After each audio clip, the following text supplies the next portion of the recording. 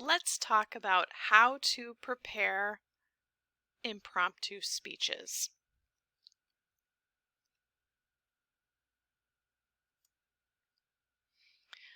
The first thing you want to do before you look at any topics or start preparing in any fashion is get ready to get ready. And what I mean by this is pre-prep or pre-prepare your note card. So don't start with just a blank note card. I highly recommend start with a blank note card that you have already written the skeletal structure on. I have a picture over here that shows you what my pre-prepped note card looks like.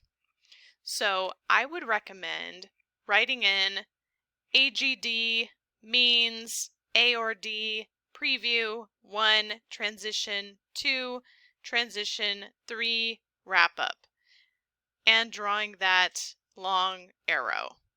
And you might think, wait, what? So AGD stands for Attention Getting Device. This is where you will write a word or two that will jog your memory as to what your attention getting device will be. Means is what you think the quotation means. Notice I don't have a place for a quotation here. We will talk about that in just a moment. A or D just stands for agree or disagree. If I write both of those, I can circle one to indicate to myself whether I'm going to agree or disagree with this quotation. Preview for the preview of the 3 main points I will cover. 1 is the first example or first main point.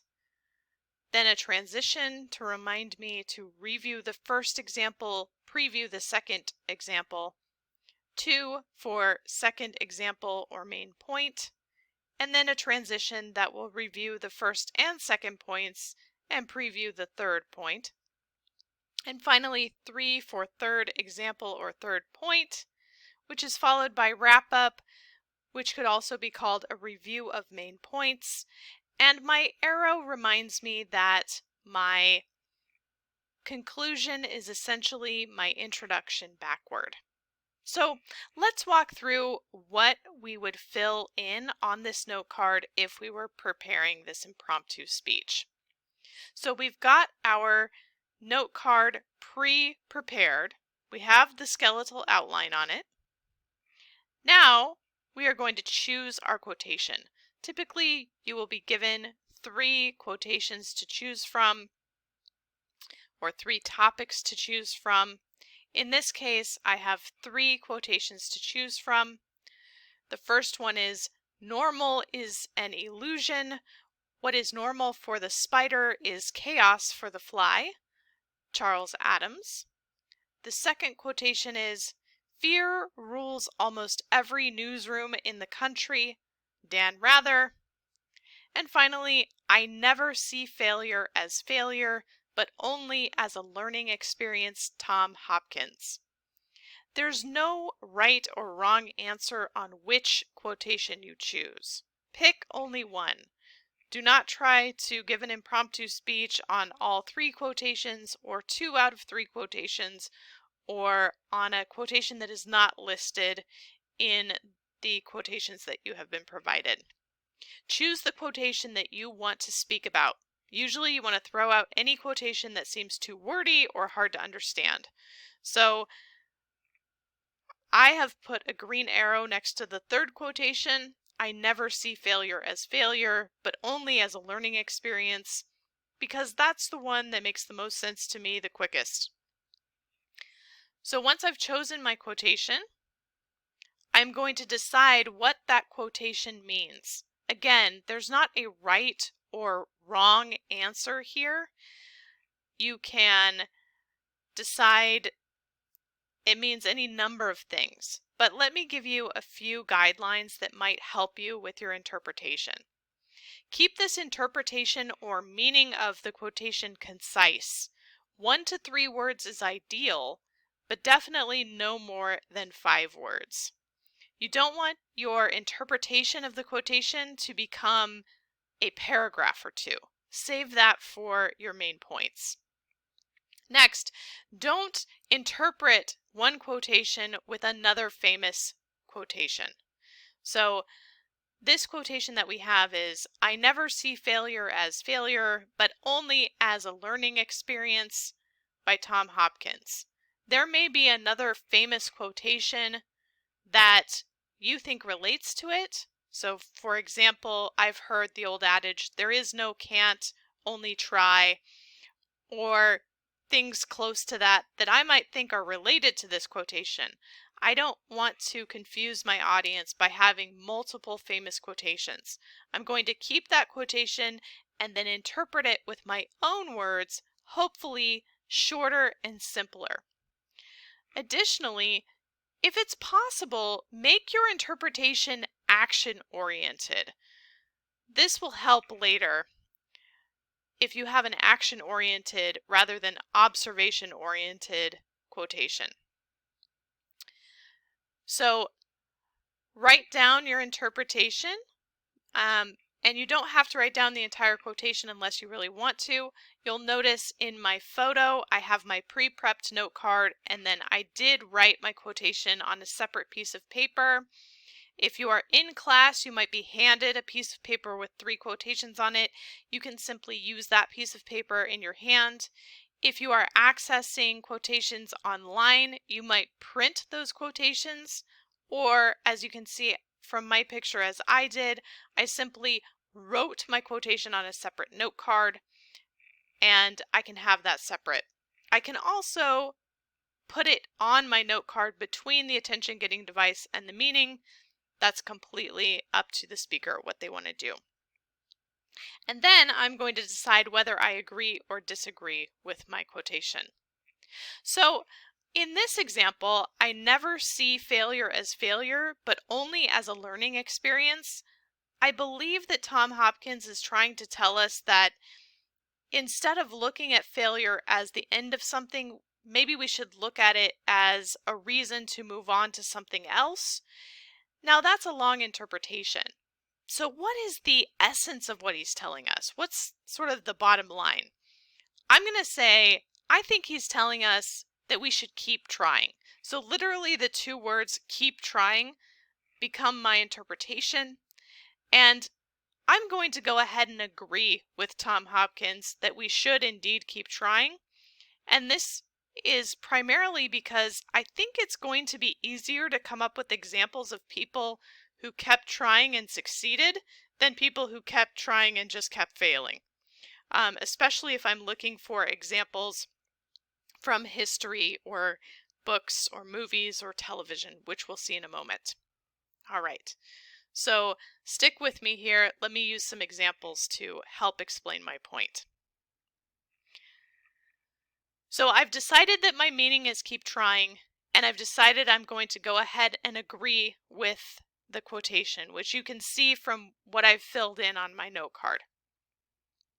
Now I need to think of 3 examples that I can talk about for at least 1 minute that relate to and support what I am trying to say. I'm going to write those down on my note card. I want you to notice that the way I have written these down on my note card, I've actually put quite a bit of information on my note card. I've put the name of the person or organization that I want to talk about, and I've also put some bullet points down on the note card to help me remember what I want to say.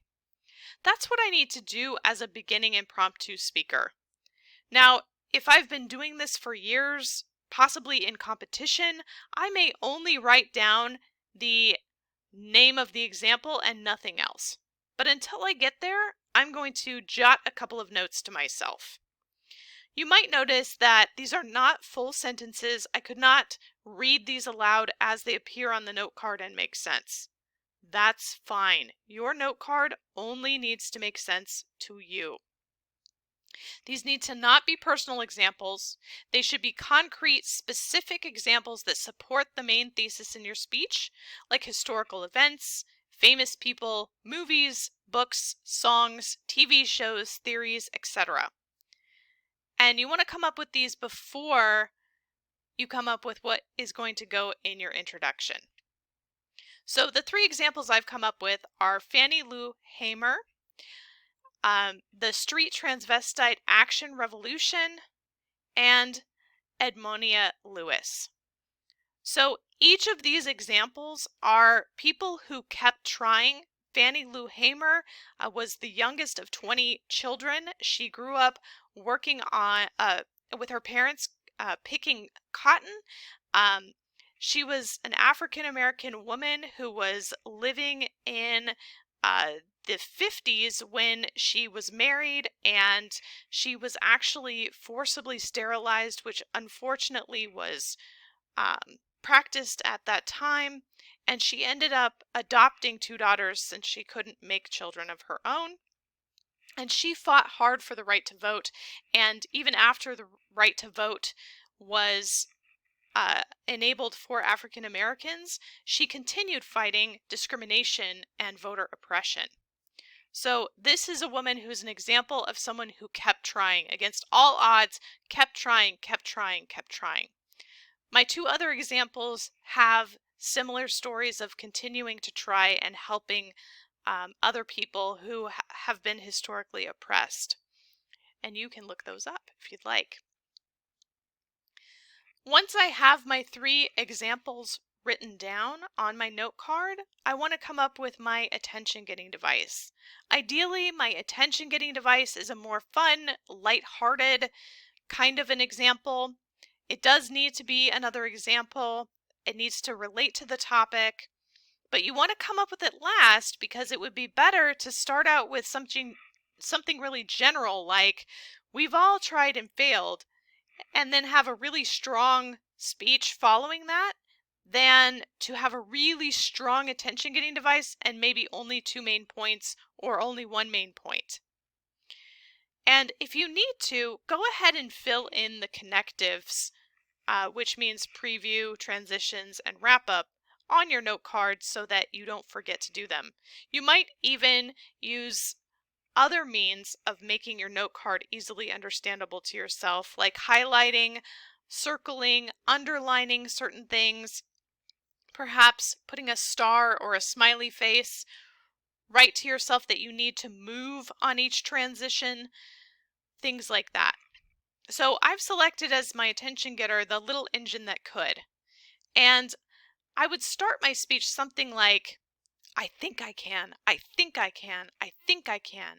The little blue engine was at the bottom of the mountain, looking to the top, and the bigger engines told him he could never make it to the top, but he kept telling himself he thought that he could. This brings us to today's quotation by Tom Hopkins. You get the idea. So keep working on your impromptu speeches.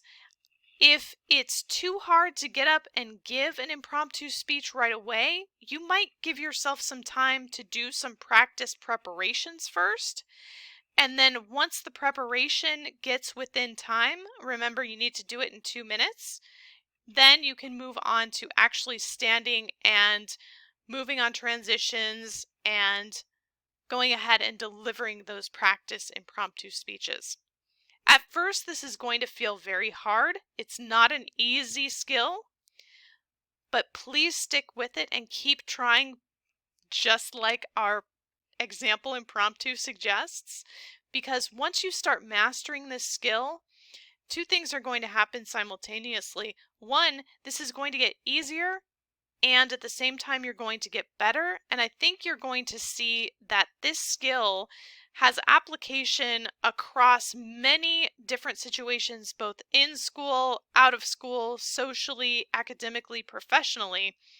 So I know if you keep with it, you are going to succeed. So I'm excited to see your impromptu speeches. Keep practicing.